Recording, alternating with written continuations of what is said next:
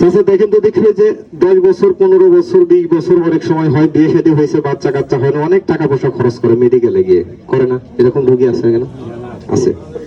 এরকম যদি কোনো রোগী আপনাদের এলাকায় থাকে, কষ্ট করে আমার একটা ফোন নাম্বার ঠিকানা নিয়ে যাবেন। এই রোগীটার হাতে আমার কষ্ট করে ফোন নাম্বার ঠিকানা পৌঁছে দেবেন। আমি কবিরাজ চিকিৎসা করবো। মহান আল্লাহ তাআলা যদি রহমত করে বাচ্চা কাচ্চা যদি হয়, বাচ্চা হওয়ার পরে বাচ্চার আকিকা করে আমাকে বিল দেবে।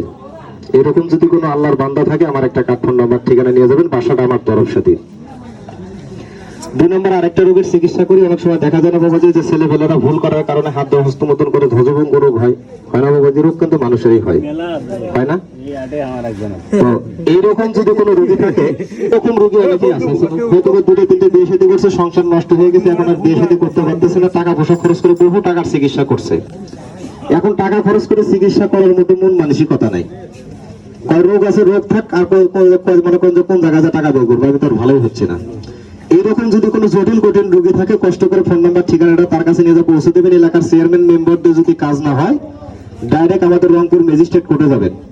কোর্টে যাওয়ার পরে 300 টাকার উকিলের মাধ্যমে এফিডেভিট হবে। ওখানে আপনার 300 টাকার স্ট্যাম্পে উল্লেখিত ভাবে লেখা থাকবে যে আলিমউদ্দিন কবিরাজ এই রোগীটিকে 90 দিন চিকিৎসা করবে। 90 দিন চিকিৎসা করানোর পরে এই ছেলেটাকে বিয়ে শাদী করানো হবে। বিয়ে শাদী করানোর পরে যদি কোনো কারণবশত যদি সংসারটা ভেঙে যায়, যত টাকা জরিমানা কবিরাজের স্ট্যাম্পে লেখাপড়া হবে, কোর্টে এফিডেভিট করে। কথাটা কি বুঝাইতে পারলাম? এই যে 90 দিন চিকিৎসা করলাম, বিয়ে শাদী আপনারা করাইলেন, 1 বছর সংসার করবে।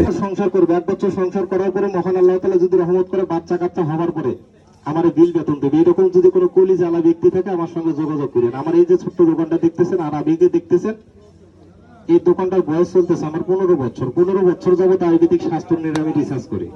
আমার ফোন নাম্বার ঠিকানা নেন।